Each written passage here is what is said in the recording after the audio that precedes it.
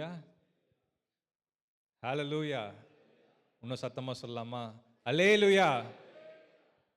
We are so glad to be in the house of God. இன்றைக்கும் இந்த ஞாயிறு தேவனோடு இணைந்து அவரோட ஐக்கியம் கொள்வதற்காக நம்ம சபையாக கூடி வந்திருக்கிறோம். அவர் நம்மளை இந்த இடத்துல கூட்டி சேர்த்ததுக்காக அவருக்கு நம்ம நன்றி செலுத்துகிறோம். Hallelujah. அவர் நல்லவர், அவர் வல்லவர், அவர் வழிகளை உண்டாக்குற தேவனாக இருக்கிறார். Hallelujah. இன்றைக்கும் before we go into the word of God, I would like everyone to stand up to our feet. நம்ம எல்லாரும் ஒன்றாக சேர்ந்து we are going to read from the Bible. Philippians chapter 1 verse 12 to 18. Let's all turn our Bibles to Philippians chapter 1 verse 12 to 18. பிலிப்பியர் 1ஆம் அதிகாரம் 12 லிருந்து 18 வசனம்.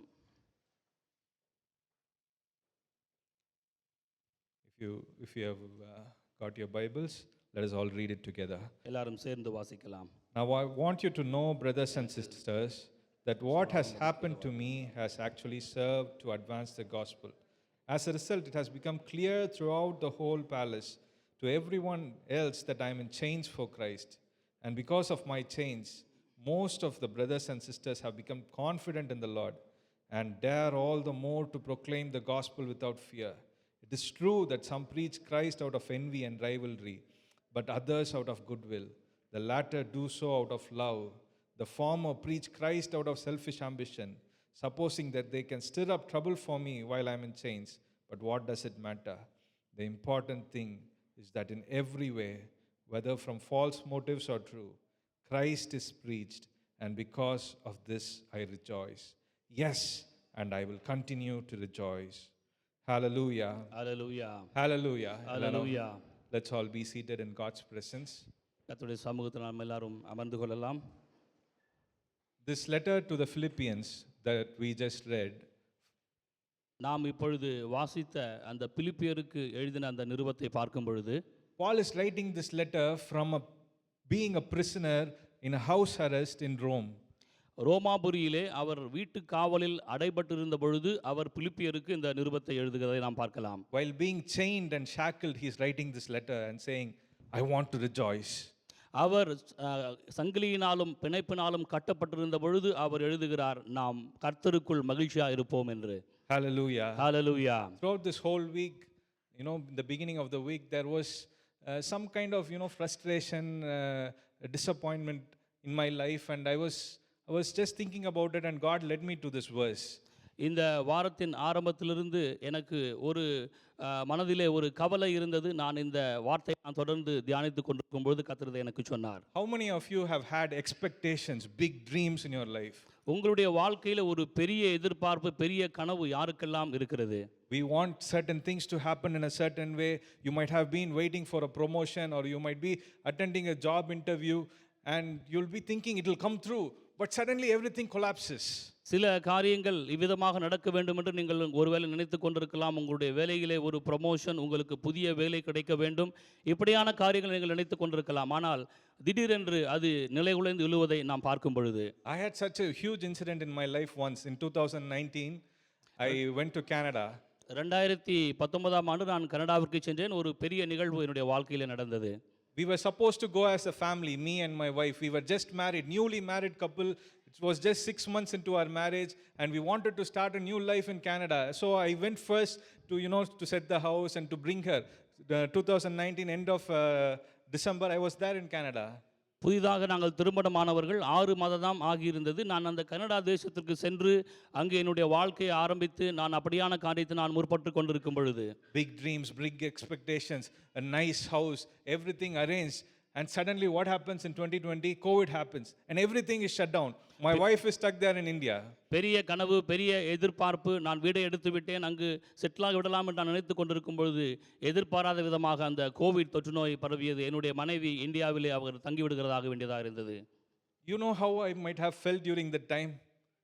Can someone relate with me? I would have been frustrated, depressed. Oh no, why is this happening? For 2 years I was stuck in Canada alone. 2 வருடம் நான் அந்த Canada தேசத்திலே நான் அங்கு சிக்கி கொண்டவனாக இருந்தேன். என்னுடைய வாழ்க்கையிலே என்ன நடந்தது, என்னோடு நீங்கள் தொடர்புபடுத்தி நீங்கள் சொல்ல முடியுமா? You would have gone through similar situations in your life where you're expecting something and you suddenly lose the job. நீங்கள் ஒரு பெரிய காரியத்தை உங்கள் வாழ்க்கையில் எதிர்பார்த்து கொண்டிருப்பீர்கள். நீங்கள் உடனடியாக உங்களுடைய வேலையை ஒருவேளை இறந்து போயிருக்கலாம். You would have invested your money somewhere and you would have thought it is going to become very nice and suddenly you lose it. நீங்கள் ஒருவேளை உங்கள் பணத்தை வேறு ஒரு இடத்துல முதலீடு செய்து வைத்திருக்கலாம். நீங்கள் உடனடியாக பார்க்கும் பொழுது அந்த பணத்தை இழந்து போகிறவர்களாக இருப்பீர்கள். And you get frustrated, you get angry, you abandon yourself. நீங்கள் அங்கு நீங்கள் கோபப்படுகிறீர்கள். உங்களுடைய வாழ்க்கை இழந்து விட்டதாக நினைக்கிறீர்கள். அந்த இடத்திலே You get very depressed, you go alone. நீங்கள் அங்க மனச்சோர்வு அடைந்தவர்களாக தனியாக செல்கிறவர்களாக இருக்கிறீர்கள். Today this word that God is giving this church is a prophetic word. There are people here who are depressed with your life.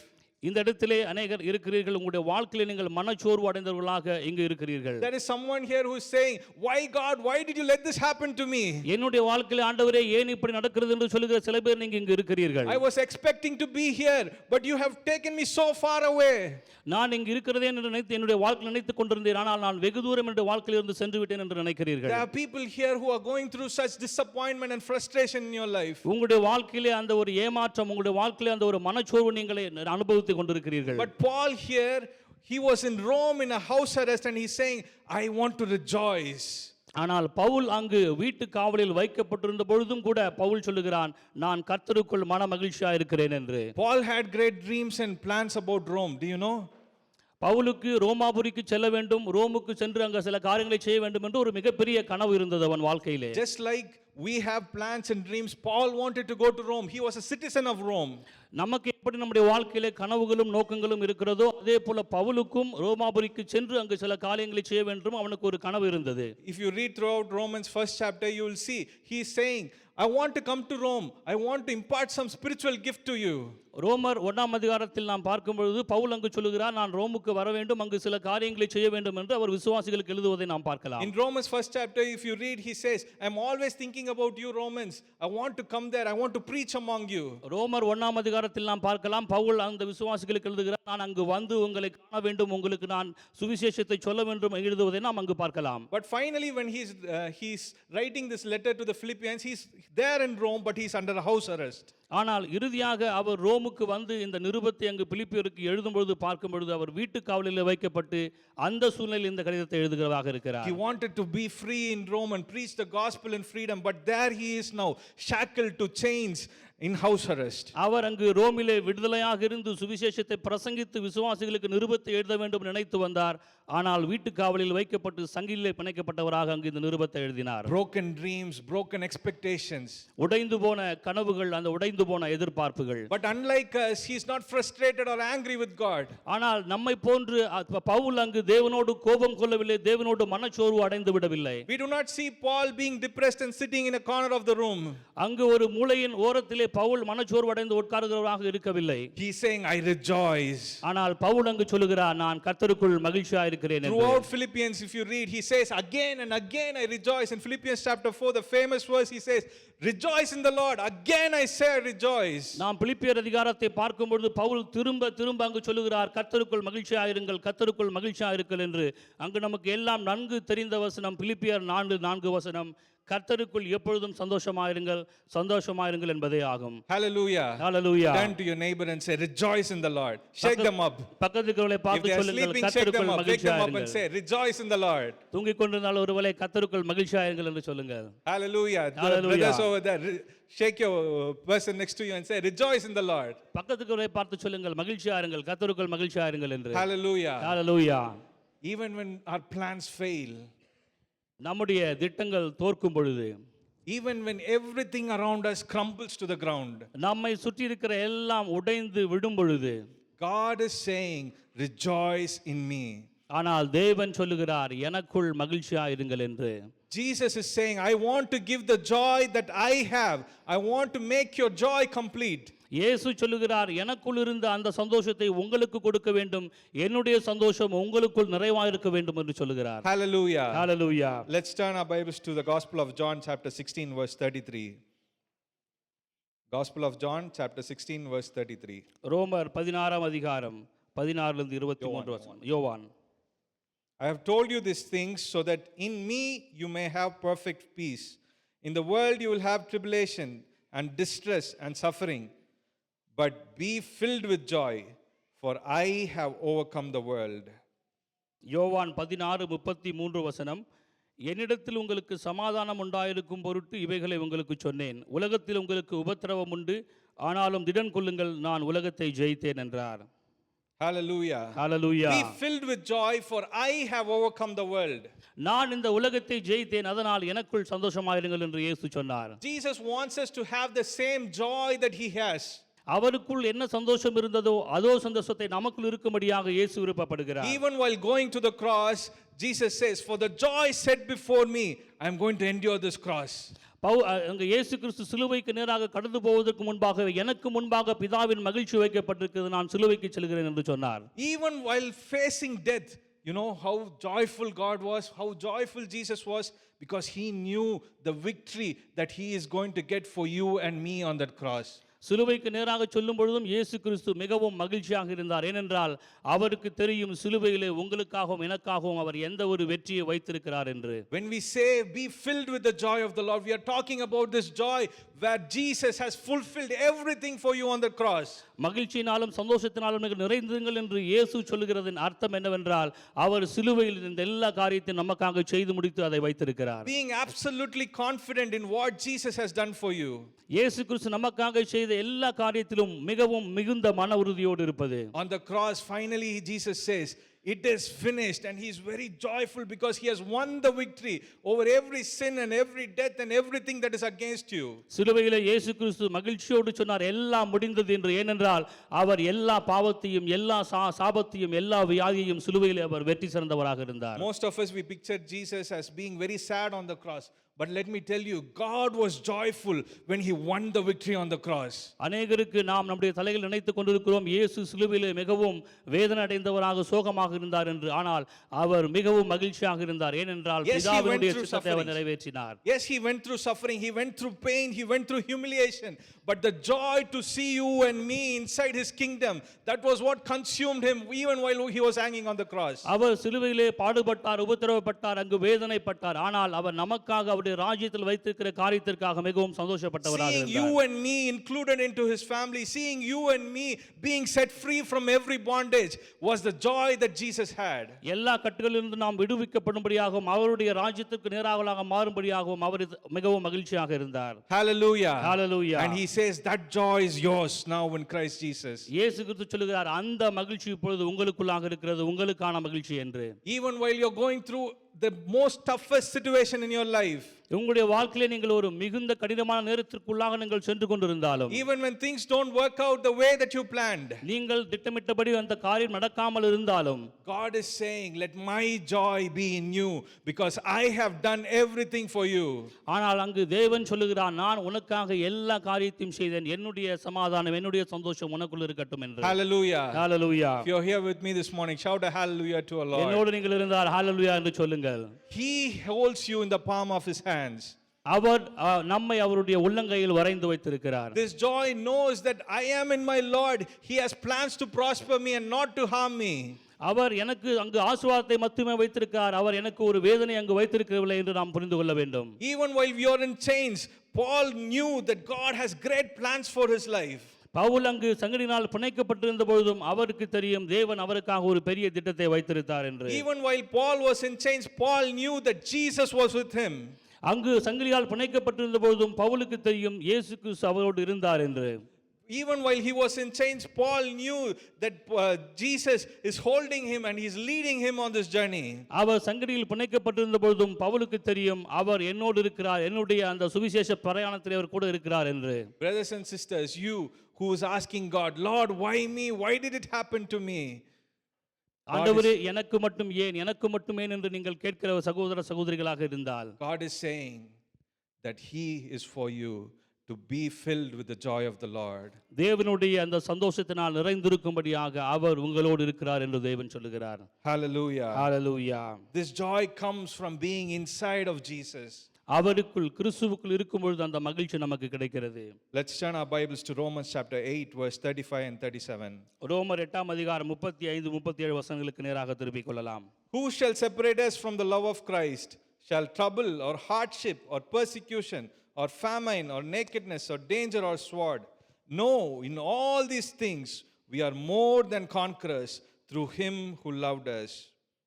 கிறிஸ்துவின் அன்பை விட்டு நம்மை பிரிப்பவன் யார்? உபத்திரவமோ, வியாகுலமோ, துன்பமோ, பசியோ, நிர்வாணமோ, நாசமோசமோ, பட்டயமோ, இவை எல்லாவற்றிலேயும் நாம் நம்மில் அன்பு கூறுகிறவர்களாலே முற்றும் ஜெயகொள்கிறவா இருக்கிறோமே. The pain is real. The pain that is surrounding you is real. The disappointment that is surrounding you is real. But instead of taking in the voices from them, be drowned and be entrenched with the joy of the Lord. உங்களை சுற்றியிருக்கிற அந்த வலி, உங்களை சுற்றியிருக்கிற அந்த ஏமாற்றம் மிகவும் உண்மையானதுதான். ஆனால் அதில் மூழ்கி விடாதபடிக்கு தேவனுடைய சந்தோஷத்திற்குள் நீங்கள் தலைத்திருக்க வேண்டும் என்று ஆண்டவர் விருப்பப்படுகிறார். Hallelujah. Hallelujah. Let's turn our Bibles to Psalms chapter 30, verse 11 and 12. சங்கீதம் 30ஆம் அதிகாரத்துக்கு நேராக நாம் திருப்பிக் கொள்ளலாம். 11, 12 வசனங்கள். We are going to read this joyfully. நாம் இதை சந்தோஷத்தோடு படிக்க இருக்கிறோம். You turned my mourning into dancing. You peeled off my sackcloth and clothed me with your joy, that my heart sings your praises and not be silent. O Lord my God, I will give thanks forever. Who and all wants this joy of the Lord to fill your hearts? Read it with confidence. என் புலம்பலை ஆனந்த களிப்பாக மாற பண்ணினீர். என் மகிமை அமர்ந்திராமல் உம்மை கீர்த்தனம் பண்ணும்படியாக நீர் என்னை இரட்டை கலைந்து போட்டு மகிழ்ச்சி என்னும் கட்டினால் என்னை இடைகட்டினீர். என் தேவனாகிய கர்த்தாவே, உம்மை என்றென்றைக்கும் துதிப்பேன். Hallelujah. Hallelujah. This evening he's peeling off our sackcloths.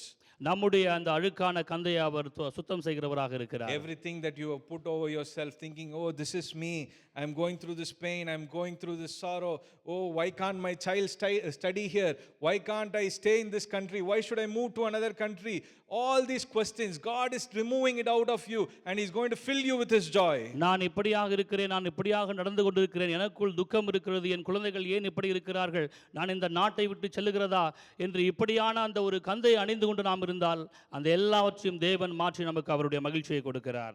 God wants us to be filled with the joy of the Lord. அவருடைய சந்தோஷத்தினால் நாம் நிறைந்திருக்கும்படிக்கு தேவன் விருப்பப்படுகிறார். God wants you to be filled with this joy because your joy in Christ will break off others' chains.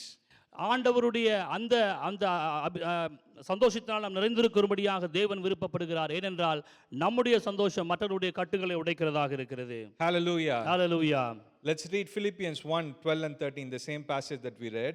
Paul is saying here, now I want you to know, brothers and sisters, that what has happened to me has actually served the gospel.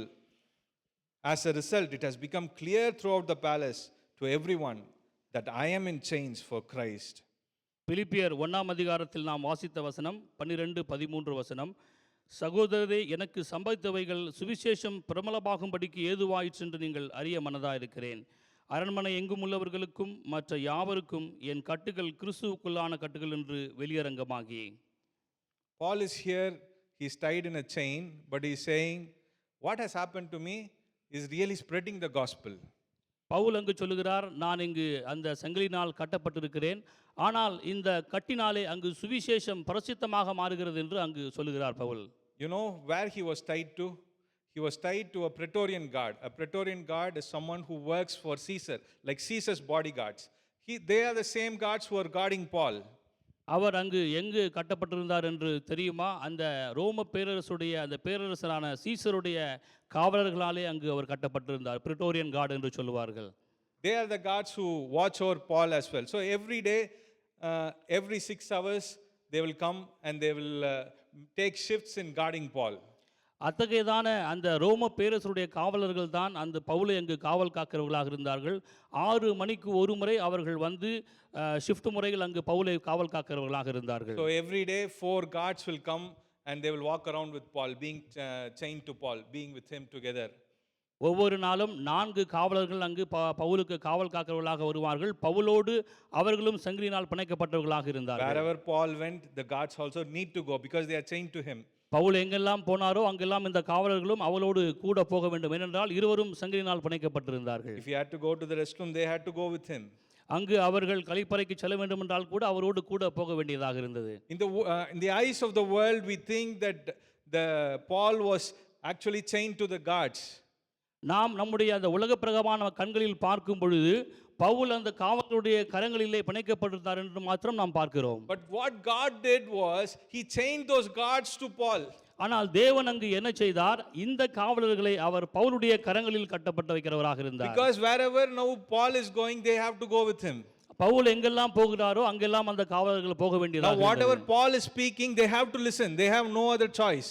Pavul அங்கு என்னவெல்லாம் பேசுகிறாரோ அவர்கள் கேட்க வேண்டியதாக இருந்தது. ஏனால் அவர்களுக்கு வேறு ஒரு சாய்ஸ் அங்கு கொடுக்கப்படவில்லை. What do you think Paul would have spoken to those guards? அங்கு பவுல் என்ன பேசியிருப்பார் அந்த காவலர்களோடு?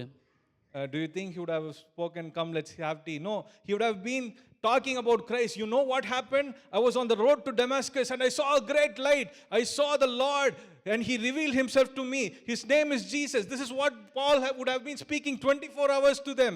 பவுல் அந்த காவலர்களை பார்த்து வாருங்கள் ஒரு கோப்பை தேநீர் அருந்துவோம் என்று சொல்லியிருப்பாரா? இல்லவே இல்லை. ஆனால் அவர் அங்கு இயேசு கிறிஸ்துவை பற்றியும் அவர் கிறிஸ்துவுக்குள்ளாக எப்படி ரட்சிக்கப்பட்டார், ஆண்டவர் அவரை எப்படி தொட்டார் தமஸ்கு வழியிலே என்று கண்டிப்பாக அங்கு பேசியிருப்பார். Look at how God sovereignly planned this. Even while he was in a house arrest, God is using him to preach the gospel to the people who are serving in the palace. அங்கு பாருங்கள் தேவன் தம்முடைய தெய்வ திட்டத்தை எப்படி ஏற்படுத்தி வைத்திருந்தார் என்று. அவர்கள் அங்கு சங்கிலினால் பிணைக்கப்பட்டிருந்தாலும் தேவன் பவுல் மூலமாய் சங்கிலில் பிணைக்கப்பட்டிருக்கும் பொழுதே சுவிசேஷத்தை பறக்கும்படியாக ஒரு காரியத்தை செய்தார். Wherever Paul went, they would have followed and Paul would have speaking, hey, Jesus did this, Jesus healed this man like this, Jesus, he raised the dead. Do you want to accept Jesus? He would have preached the gospel to them night and day. Pavul எங்கெல்லாம் சென்றாரோ அங்கெல்லாம் பவுல் அங்கு அந்த சுவிசேஷத்தை பிரசங்கிக்கிறவராக இருந்தார். இயேசு கிறிஸ்து எப்படி அந்த சொன்னிய எல்லா வியாதிகளையும் குணமாக்கினார், எப்படி அங்கு குணமாக்கினார் என்ற காரியத்தை அங்கு சொல்லுகிறவராக இருந்தார். Hallelujah. Hallelujah. When you're filled with the joy of the Lord, தேவனுடைய சந்தோஷத்தால் நாம் நிறைந்திருக்கும் பொழுது God can turn your disappointments. உங்களுடைய எல்லா ஏமாற்றங்களையும் அவர் திருப்ப முடியும். God can turn your situations into his glory. உங்களுடைய சூழ்நிலைகள் தேவனுடைய மகிமைக்கு நேராக அவர் திருப்ப முடியும். Hallelujah. Hallelujah. You might be thinking that you are chained in this job, you are stuck in this job, but God is saying that he wants to use you there for his glory. நீங்கள் இந்த வேலையிலே சிக்கிக்கொண்டீர்கள், நீங்கள் உங்களுடைய வேலையில் சிக்கிக்கொண்டீர்கள் என்று நினைக்கலாம். ஆனால் தேவன் அவருடைய மகிமைக்காக அங்கு உங்களை உபயோகிப்பார். When you are filled with the joy of the Lord, God will open your eyes to see how you can spread the gospel in your situation. தேவனுடைய மகிமையால் நீங்கள் நிறைந்திருக்கும் பொழுது அந்த சூழ்நிலையிலே தேவனுடைய சுவிசேஷத்தை எப்படி பிரசங்கப்படுத்தலாம் என்று தேவன் அங்கு சொல்லுகிறவராக இருக்கிறார். Hallelujah. Hallelujah. There was a woman called Darlene Rose. This happened in the 1930s. 1930 வருஷத்தில் ஒரு காரியம் நிகழ்ந்தது. ஒரு பெண்மணி இருந்தார், டார்லின் ரோஸ் என்கிற பெண்மணி. This is a true incident. How many of you are here with me? Hallelujah. Hallelujah. Let's shout and hallelujah. I know it's afternoon time, but let's all be joyful in the Lord. Listen to this true incident that happened in the 1930s. இது மதிய நேரமாக இருக்கிறது. நீங்கள் எல்லாரும் ஒரு தூக்க கலக்கத்தில் இருப்பீர்கள் என்று நினைக்கிறேன். நீங்கள் இந்த காரியத்தை நீங்கள் கவனித்து கேளுங்கள். Tap the person next to you and say, rejoice. உங்கள் பக்கத்துக்குள்ளே பார்த்து தட்டி சொல்லுங்கள், சந்தோஷமா If இருங்கள் they're என்று. sleeping, tap even harder. இவன் தூங்கிக் கொண்டிருந்தாலும் நீங்கள் தட்டி சொல்லுங்கள். Okay, this is 1930s. 1930 வருஷம். There was this woman called Darlene Rose. ஒரு பெண்மணி இருந்தார், டார்லின் ரோஸ் என்கிற பெயர். She accepted the Lord when she was 13 years old. 13 வருஷம் இருக்கும் பொழுதே அவர் இயேசு கிறிஸ்துவை ஏற்றுக்கொண்டார். And by 20 she was married to a missionary, and she also wanted to be a missionary to the islands in the Caribbean and the Papua New Guinea, those places. 20 வருஷம் இருக்கும் பொழுது அவர் ஒருவரை திருமணம் செய்து கொண்டார். அவரும் சுவிசேஷ ஊழியம் செய்கிறவராக போக வேண்டும் என்று நினைக்கிறவராக இருந்தார். அவர்கள் போக வேண்டியதாக நினைத்திருக்கிற இடம் பப்புவா கினியா என்கிற தீவு. She had great plans. She wanted to be, like Paul, going on a missionary journey to be like William Carey and all the missionaries to preach the gospel. அங்கு சுவிசேஷத்தை பிரசங்கிக்கும்படியாக பவுலை போல மற்ற சுவிசேஷ மிஷனரிகளைப் போல அந்த பல தேசங்களுக்கு கடந்து சென்று சுவிசேஷத்தை சொல்ல வேண்டும் என்கிற அந்த ஒரு வாஞ்சையில் அவர் இருந்தார். And while she was just 20 years old, along with her husband, they reached that island. 20 வயது இருக்கும் பொழுது அவருடைய கணவரோடு அந்த தீவை அடைந்தார்கள். But when she reached that island, World War II was taking place. It was the time when Japan attacked Pearl Harbor. அந்த தீவை அங்கு அவர்கள் அடைந்த பொழுது உலகப் போர் அங்கு தொடங்குகிறதாக இருந்தது. இரண்டாம் உலகப் போர். அமெரிக்கா அங்கு ஜப்பானுடைய பேர்ல் ஹார்பர் துறைமுகத்தை தாக்கினதாக. And they captured this small tiny island and they put her into prison. They put her husband in a separate prison and they put her in a separate prison. அந்த வார் சமயத்திலே அங்கு அந்த தீவை அவர்கள் இந்த Japan ராணுவம் பிடித்துக்கொண்டு அங்கு இருக்கிறவர்கள் எல்லாரையும் சிறையில் அடைத்து விட்டார்கள். இந்த பெண்மணியும் அவருடைய கணவரையும் சேர்த்து. Just think about it. Just 20 years old. Great dreams, great expectations. She would have thought she would have ministered with her husband for a very long time. But now they're separated, put into prison. பெரிய கனவு இருந்தது, பெரிய எதிர்பார்ப்பு இருந்தது, பெரிய காரியங்களை ஆண்டவருக்காக செய்யும்படியாக அந்த தீவுக்கு வந்தார்கள். ஆனால் சூழ்நிலையை நாம் அங்கு பார்க்கும் பொழுது அவர்கள் அங்கு இராணுவத்தால் சிறைபிடிக்கப்பட்டு சிறைச்சாலையில் வைக்கப்பட்டார்கள். Inside that prison, all that she got, all that they fed her was rice filled with worms and maggots. அந்த சிறைச்சாலையிலே அவர்களுக்கு கிடைத்ததெல்லாம் புழுக்கள் நிறைந்த அந்த உணவு தான் அவர்களுக்கு கொடுக்கப்பட்டதாக இருந்தது. But even then, she did not lose her joy in the Lord. அந்த சூழ்நிலையிலும் அவருக்குள் தேவனுக்குள்ளாக இருக்கிற அந்த ஒரு சந்தோஷத்தை அவள் விட்டுவிடவில்லை. Her husband died in a few years while she was in prison. அந்த சிறைச்சாலையில் இருக்கும் பொழுதே சில வருடங்களில் அவளுடைய கணவர் இறந்து விட்டார். She அங்கு did not get to see her husband or bury her husband. அவளுடைய கணவனை பார்க்கும்படியாகவோ அவரை அடக்கம் பண்ணும்படியாகவோ ஒரு சந்தர்ப்பம் அவளுக்கு கிடைக்கவில்லை. But while she was still in that prison, அந்த சிறைச்சாலையில் அவள் இருந்த பொழுது she was preaching the gospel to her captors, the Japanese. அங்கு அவளை சிறைபிடித்ததான அந்த ஜப்பானிய ராணுவத்தோடு அவள் அங்கு சுவிசேஷத்தை பகிர்ந்து கொள்கிறவளாக She was இருந்தாள். conducting Bible studies even inside that prison camp. அந்த சிறைச்சாலைக்கு உள்ளாக கூட அங்கு அவர்கள் எல்லாருக்கும் சுவிசேஷம் சொல்லுகிற பெண்ணாக இருந்தாள். She was conducting services inside that camp. அந்த முகாமிற்குள்ளாக அங்கு ஆராதனை நடத்துகிற ஒரு பெண்ணாக அவள் For இருந்தாள். 8 years she was in that prison. 8 வருஷம் அவள் அந்த சிறைச்சாலை காவலில் இருந்தாள். And after that they released her, and then she came to know all that happened to her. 8 வருடத்துக்கு பின்பாக அந்த சிறைச்சாலையிலிருந்து அவள் விடுவிக்கப்பட்டால் அங்கு நடந்த எல்லா காரியங்களும் அவளுக்கு சொல்லப்பட்டது. And one of the believers came and asked her, if something different would have happened in your life, would you have been happy? And she said, no, even if I had to go through this again, I would joyfully do it, because I was filled with the joy of the Lord while I was in that prison. ஒரு விசுவாசி அந்த சிறைச்சாலையில் விடுபட்ட பின்பு அவரிடத்தில் வந்து பெண்மணியிடத்தில் கேட்டார்கள், நீங்கள் இந்த சூழ்நிலையில் திரும்ப போகும்படியாக உங்களுக்கு விருப்பம் இருக்கிறதா, நீங்கள் எப்படி நினைக்கிறீர்கள் என்று. அப்பொழுது அந்த பெண்மணி சொன்னார், இன்னும் ஒரு முறை போவதென்றால் கூட நான் அந்த சூழ்நிலைக்குள்ளாக நான் கடந்து செல்வேன், ஏனென்றால் நான் தேவனுக்குள் மகிழ்ச்சியாக இருக்கிறேன் என்று அந்த பெண்மணி சொன்னாள். The joy of the Lord is your strength. கர்த்தருக்குள் மகிழ்ச்சியாக இருப்பதே நம்முடைய பலனாக இருக்கிறது. Hallelujah. Hallelujah. This woman found strength in the Lord because of the joy that filled her heart, because she knew that Jesus was for her, that Jesus has her life in her hands. இயேசு கிறிஸ்துவினுடைய அந்த வாழ்க்கை அவருக்குள்ளாக இருந்தது. இயேசுவின் சந்தோஷம் அந்த பெண்மணிக்குள்ளாக இருந்தது. அந்த இயேசுவின் சந்தோஷம் அவளுக்குள் இருந்ததால் அவள் ஆண்டவருடைய சந்தோஷத்தில் களிகூறுவளாக இருந்தாள். But think about you and me. Even a small problem happens, even if our child gets sick, we are so disappointed, we are so worried, we are questioning God. Oh, why is this happening to me?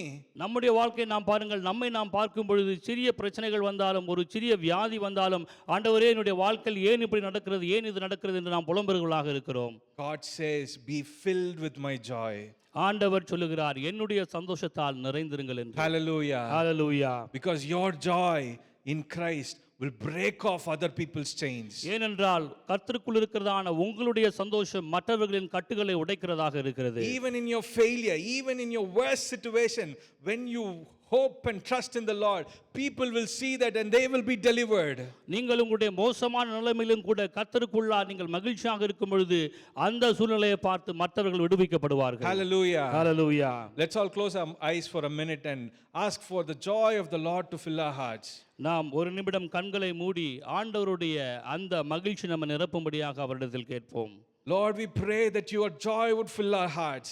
ஆண்டவரே உம்முடைய மகிழ்ச்சி உங்களுடைய இருதயத்தை நிரப்பும்படியாக நாங்கள் Lord, ஜெபிக்கிறோம். there are people here with real pain and disappointment who have gone through worse situations in their life. ஏமாற்றத்தோடும் வலியோடும் வாழ்க்கையில் பல வேதனைகளை கடந்து வந்திருக்கிறவர்கள் இங்கு இருக்கிறார்கள். Lord, let them be filled with your joy. ஆண்டவரே உம்முடைய அந்த மகிழ்ச்சியினால் அவர்கள் நிரப்பப்படுவார்களாக. Peel off their sackcloth அவர்களுடைய எல்லா அழுக்கான கந்தரிகளும் and நிர்மூலமாக்கப்படுவதாக. fill them with your joy. உம்முடைய மகிழ்ச்சியினால் அவர்களை நிரப்புங்க ஆண்டவரே. Fill them with your victory. உங்களுடைய அந்த ஜெயத்தினால் நிரப்புங்க ஆண்டவரே. We thank you, Lord. உம்மை நாங்கள் ஆண்டவர் நன்றி செலுத்துகிறோம். Hallelujah. Hallelujah. Your joy in Christ will break others' chains. கர்த்தருக்குள் உங்களுக்கு இருக்கிறதான அந்த சந்தோஷம் மற்றவர்களுடைய அந்த கட்டுகளை உடைக்கும். Secondly, your joy in Christ will encourage other people. கர்த்தருக்குள் இருக்கிறதான உங்களுடைய சந்தோஷம் மற்றவர்களை உற்சாகப்படுத்துகிறதாக Let's read இருக்கிறது. verse 14, Philippians 1 verse 14. பிலிப்பியர் 1ஆம் அதிகாரம் 14ஆம் வசனத்திற்கு நேராக திருப்பிக் கொள்ளலாம். And because of my chains, brothers and sisters, many brothers and sisters have become confident in the Lord, and they are daring to proclaim the gospel without fear. சகோதரரில் அநேகர் என் கட்டுகளாலே கர்த்தருக்குள் திடன் கொண்டு பயமில்லாமல் திருவசனத்தை சொல்லும்படி அதிகமாய் துணிந்திருக்கிறார்கள். Seeing Paul being in chain but boldly proclaiming Jesus, other believers who were walking around freely, they thought, oh, Paul is doing this while he is in chains, I can also do it. And they became bold and they started sharing the gospel. Pavul அங்கு சங்கிலினால் பிணைக்கப்பட்டிருந்த பொழுதும் கூட அவர் அங்கு சுவிசேஷத்தை அவர் மகிழ்ச்சியோடு சொல்லுகிறவர்களாக இருந்தார். அந்த காரியத்தை மற்றவர்கள் பார்க்கும் பொழுது அவர்கள் பவுலைப் போல செய்கிறதான மனதுடையவர்களாக அங்கு மாறுவதை பார்க்கலாம். Hallelujah. Hallelujah. Your boldness, when you're filled with joy, you become bold as a lion. கர்த்தருடைய மகிழ்ச்சியில் நீங்கள் நிறைந்திருக்கும் பொழுது சிங்கத்தை போன்று நீங்கள் தைரியமுள்ளவர்களாக மாறுகிறீர்கள். You will become bold and your boldness will be contagious. நீங்கள் அங்கு திடன் கொள்ளுவர்களாக இருப்பீர்கள். உங்களுடைய அந்த தைரியம் மற்றவர்களுக்கும் தொற்றிக் கொள்ளுகிறதாக இருக்கிறது. How many of you have got flu or cold? எத்தனை பேருக்கு சளி அல்லது ஃப்ளூ நீங்கள் You know how it is contagious, right? அது You go எப்படி near a பரவும் என்று person தெரியும் அல்லவா? and next that person gets it. நீங்கள் அது தும்மும் பொழுது மற்றவர்களுக்கு அந்த சளி பரவுகிறதாக இருக்கிறது. You wipe it on them, they'll also get it. நீங்கள் அவரிடத்தில் துடைக்கும் பொழுதும் அது பரவுகிறதாக இருக்கிறது. It's so contagious. அது தொற்றுகிறதாக இருக்கிறது. Similarly, when you're filled with the joy of the Lord தேவனுடைய மகிழ்ச்சியினால் நீங்கள் நிறைந்திருக்கும் பொழுது and He makes you bold, அவர் உங்களை தைரியமுள்ளவர்களாக He மாற்றுகிறார். makes you do great things for the Lord. பெரிய காரியங்களை அவருக்காக செய்கிறவர்களாக And மாற்றுகிறார். people surrounding you, they'll see, oh, this guy, I know this guy, he's a very cowardly guy, but he's doing this, I can also do it. உங்களை சுற்றி இருக்கிறவர்கள் பார்த்து சொல்லுவார்கள், இவன் ஒரு கோழையாக மனுஷனாக இருந்தானே, ஆனால் இப்பொழுது தைரியத்தோடு செய்கிறான் என்று உங்களை பார்த்து அவர்கள் திருந்துவார்கள். Hallelujah. Hallelujah. Your joy will bring boldness into your life. கர்த்தருடைய மகிழ்ச்சி உங்களுடைய வாழ்க்கையில் அந்த திடனை கொண்டு வருகிறதாக இருக்கிறது. When Paul was in prison, Pavul அங்கு அந்த சிறைச்சாலையில் இருக்கும் பொழுது he did not do some big ministry there. பெரிய ஒரு ஊழியத்தை அந்த சிறைச்சாலையிலே பவுல் செய்யவில்லை. His plans were to plant many churches in Rome, but he couldn't do it there. ரோமாபுரியிலே அங்கு அநேக சபைகளை ஸ்தாபிக்க வேண்டும் என்று பவுல் அங்கு நினைத்தார். ஆனால் அதை செய்ய முடியவில்லை His அவரால். plan was to walk all the streets of Rome and preach the gospel, but he couldn't do it there. ரோமாபுரியின் எல்லா தெருக்களிலும் சென்று சுவிசேஷத்தை சொல்ல வேண்டும் என்ற ஆசை அவருக்கு இருந்தது. ஆனால் அவரால் அதை செய்ய முடியவில்லை. But while being in chains and preaching the gospel to the palace guards, that made other believers to go out into the streets and preach the gospel. ஆனால் சிறைச்சாலையில் அங்கு சங்கிலினால் கட்டப்பட்டு அவர் அந்த காவலர்களுக்கு சுவிசேஷத்தை சொன்ன பொழுது அவர்கள் அங்கு வெளியே சென்று சுவிசேஷத்தை சொன்னவர்களாக இருந்தார்கள். Hallelujah. Hallelujah. God wants us to be bold to preach the gospel in all seasons. எல்லா காலங்களிலும் சுவிசேஷத்தை தைரியமாக பிரசங்கிக்கும்படியாக தைரியமுள்ளவர்களாக ஆண்டவர் உங்களை எதிர்பார்க்கிறார். You know what we usually do? When we are joyful, when we are happy, when things are going well in our life, we'll preach the gospel loudly, we'll be joyful, we'll be shouting, we'll be singing and dancing. But when something happens in our life, suddenly we become all quiet and silent. நம்முடைய வாழ்க்கையிலே எல்லா காரியங்களும் நன்றாக சென்று கொண்டிருக்கும் பொழுது நாம் ஆடி பாடி சந்தோஷத்தோடு சுவிசேஷத்தை சொல்லுகிறவர்களாக இருக்கிறோம். ஆனால் அதே வாழ்க்கையில் ஏதாவது கஷ்டம் வரும் பொழுது நம்மால் அப்படி சுவிசேஷத்தை சொல்ல முடியாமல் போகிறது. I'm talking about myself too. While everything is fine, everything is going on well in my life, I'm able to stand here and preach, God will heal you, God will save you. But if something happens in my family or if my child is sick, I am becoming very soft and, oh, God wants to heal you, and I become very slow. Really, does God really want to heal you? I am not confident in the Lord.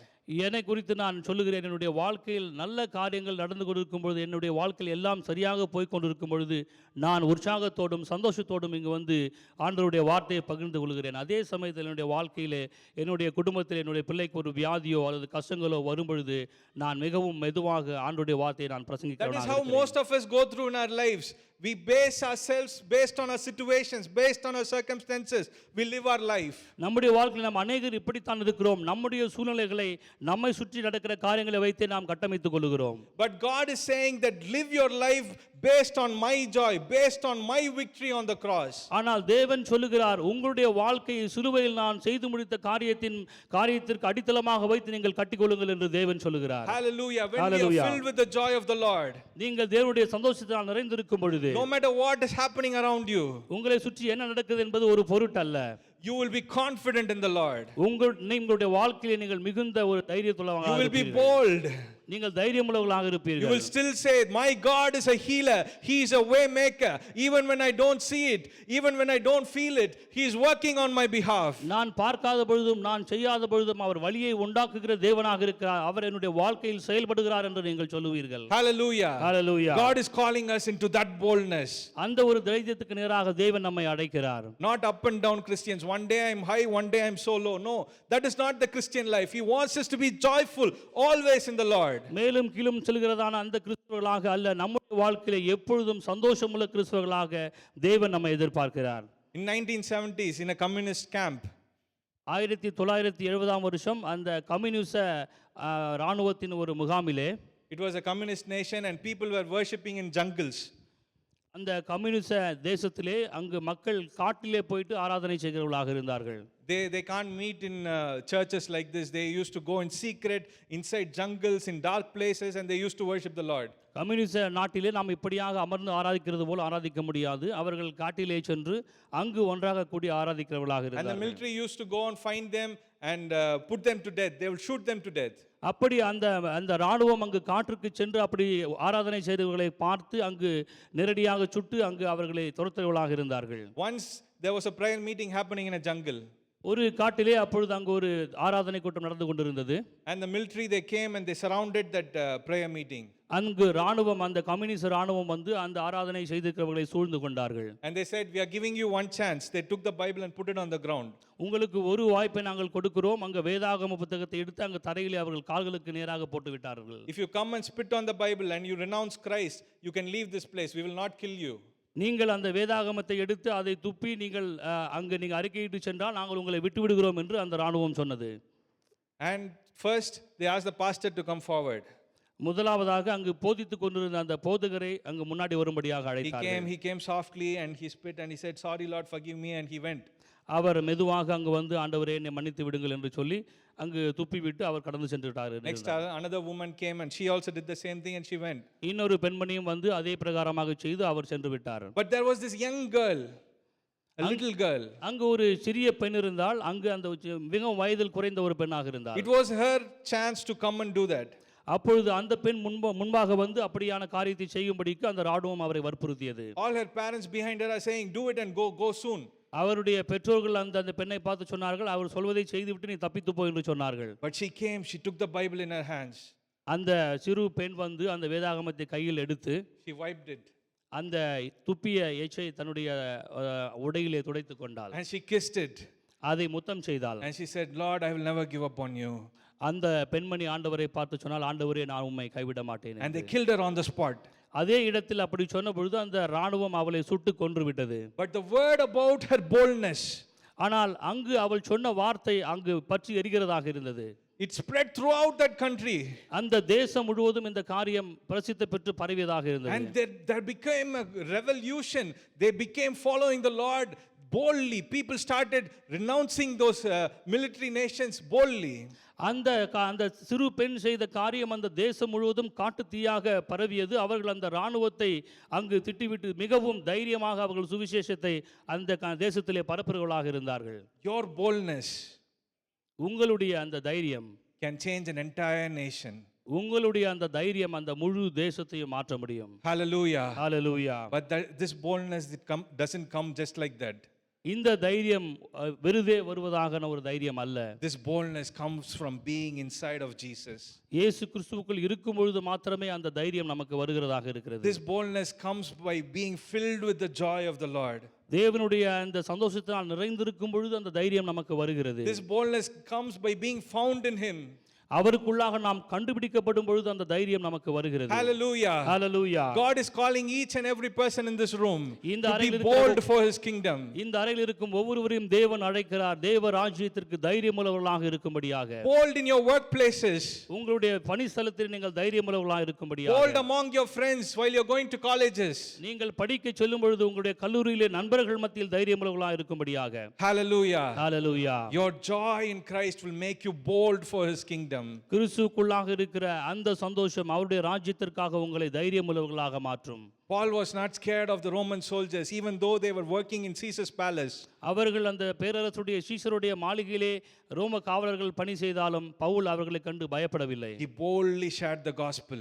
அந்த காவலர்கள் மத்தியில் பவுல் அவர்களுக்கு தைரியமாக சுவிசேஷத்தை God is பிரசங்கித்தார். calling you to be bold for His kingdom. அவருடைய ராஜ்யத்திற்கு தைரியமுள்ளவர்களாக இருக்கும்படியாக தேவன் நம்மை அழைக்கிறார். And finally, your joy in Christ will produce songs of joy and praises always to the Lord. கிறிஸ்துவுக்குள் நமக்கு இருக்கிற தைரியம் எப்பொழுதும் அவருக்கான ஆராதனையும் துதியும் கிரியை செய்கிறதாக இருக்கிறது. Hallelujah. Hallelujah. How many of us have read Acts chapter 16 while Paul and Silas were in prison? அநேகர் நாம் அந்த அப்போஸ்தலர் 16ஆம் அதிகாரத்தை படித்திருக்கிறோம். பவுலும் சீலாவும் சிறைச்சாலையில் இருந்ததை. Paul and Silas, they are put inside the prison. But what are they doing? They are singing. They are singing praises to the Lord. பவுலும் சீலாவும் அங்கு சிறைச்சாலையில் இடப்பட்டார்கள். அவர்கள் அங்கு என்ன செய்து கொண்டிருந்தார்கள்? அவர்கள் துதித்து பாடி ஆண்டவரை ஆராதிக்கிறவர்களாக It இருந்தார்கள். is not a slow melody song or being sad singing song, no. ஒரு மெதுவான பாடலோ அல்லது சோக பாடலோ அல்ல. அவர்கள் தைரியமாக It சந்தோஷத்தோடு says அங்கு they were body singing துதித்தார்கள். songs of joy and praises to the Lord. அவர்கள் அங்கு தேவனுக்காக உற்சாகமாக பாடி ஆராதித்துக் கொண்டிருந்தார்கள். In Philippians, while Paul was writing this letter, he's saying that many people are talking against me. They are talking out of rivalry. They are talking out of envy against me. They are trying to put me down. They are trying to hurt me with their words. அங்கு நாம் பிலிப்பியரிலே பார்க்கிறோம். பவுல் சொல்லுகிறார், அநேகர் பொறாமையினாலும் விரோதத்தினாலும் நல் மனதில்லாமலும் அவர்கள் அவருக்கு பவுலுக்கு எதிராக பிரசங்கம் செய்கிறவர்களாக இருந்தார்கள். In verse 15 and 18, you can read those verses where he says that they are hurting me with their words. They are thinking that they want to bring me down with their words. They want to preach the gospel out of selfish ambition. அவர் பவுல் அங்கு சொல்லுகிறார், அங்கு அப்படி பிரசங்கம் செய்தவர்கள் தங்களுடைய சுயநல நோக்கத்தோடு பவுலை விழத்தள்ளும்படியாக அங்கு பிரசங்கிக்கிறவர்களாக இருந்தார்கள். பொறாமையோடும் சுயநலத்தோடும் அவருடைய சொந்த லாபத்திற்காக அங்கு பிரசங்கிக்கிறவர்களாக Not இருந்தார்கள். everyone around Paul was a good Christian. பவுலை சுற்றி இருந்த you and me. ஒவ்வொருவரும் அங்கு யாரும் நல்லவர்கள் அல்ல. There were people who talk against you. உங்களுடைய வாழ்க்கையிலே உங்களுக்கு விரோதமாக பேசுகிற ஜனங்கள் இருப்பார்கள். How many of you agree with me? எத்தனை பேர் Hallelujah. நீங்கள் அதை Only ஒத்துக்கொள்கிறீர்கள்? little hands. Huh? There are people who talk against us. There are people who backstab us. They talk good things before us and they go behind us and they hurt us with their words. நமக்கு முன்பாக முகத்திற்கு நேராக நல்லது பேசுகிறவர்களாக இருப்பார்கள். ஆனால் அவர்கள் பின்புறமாக சென்று முதுகில் குத்துகிறவர்களாகவும் நமக்கு விரோதமாக பேசுகிறவர்களாகவும் இருப்பார்கள். Even Paul had people like that even in his community. Pavul காலத்திலே அப்படிப்பட்டதான மக்கள் பவுலை சுற்றி இருந்ததை நாம் பார்க்கலாம். Even among Christians there were people like that who wanted to hurt Paul, who wanted to destroy him, who wanted to pull him down. அங்கு கிறிஸ்தவர்கள் என்று சொல்லிக் கொள்கிறதான அநேகர் பவுலை சுற்றி இருந்தார்கள். அவரை விழத்தள்ளும்படியாக, அவரை முதுகில் குத்தும்படியாக, அவருக்கு தீமையை செய்யும்படியாக. If it was you and me, what we would have done is we would have gone and we would have called someone of our friends and said, hey, you know what happened? This guy is doing like this to me.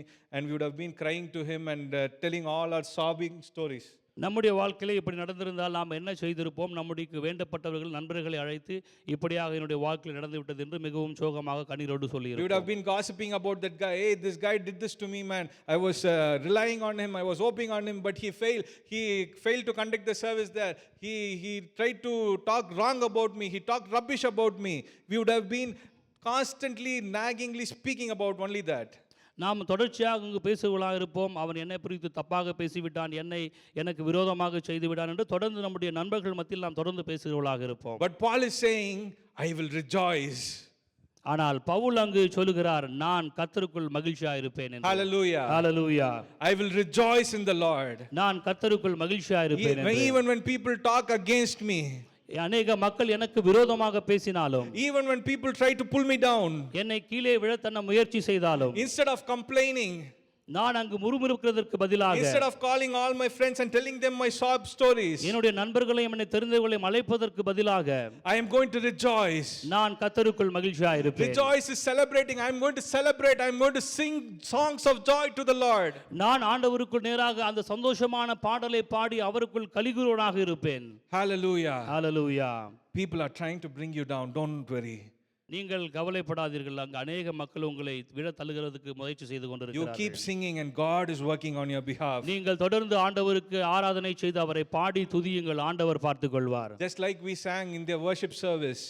நாம் இந்த ஆராதனையில் நாம் பாடிய பிரகாரமாக, Even when I don't see it. நான் பார்க்காத பொழுதும், Even when I don't feel it. நான் அதை உணராத பொழுதும், You're always working for me. நீர் எனக்காக தொடர்ந்து கிரியை செய்து கொண்டிருக்கிறீர். Hallelujah. Hallelujah. This joy that comes from God. தேவனிடத்திலிருந்து வருகிறதான அந்த மகிழ்ச்சி, Even while you think that you are in chains, God will use you to bring His glory to other people. நீங்கள் ஒரு கட்டுகளில் இருக்கிறீர்கள் என்று நினைத்துக் கொண்டிருந்தாலும் நீங்கள் கவலைப்பட வேண்டாம். தேவனுக்கு மகிமை செய்யும்படியாக அவர் உங்களை அவருடைய சந்தோஷத்தினால் I don't நிரப்புவார். know what your situation is, உங்களுடைய சூழ்நிலை என்ன என்று எனக்கு தெரியாது. but I know God knows your pain உங்களுடைய வலியை தேவன் அறிந்திருக்கிறார். and He wants to fill you with His joy. அவருடைய சந்தோஷத்தினால் அவர் உங்களை நிரப்புகிற மனதாக This இருக்கிறார். evening He wants you to be filled with the joy of the Lord. இந்த மாலை வேளையிலே அவர் உங்களுடைய சந்தோஷத்தினால் அவருடைய சந்தோஷத்தினால் நிரப்புவதற்கு Shall மனதாக we all stand இருக்கிறார். up to our feet? நாம் எல்லாரும் எழுந்து நிற்கலாம். I request the worship team to come.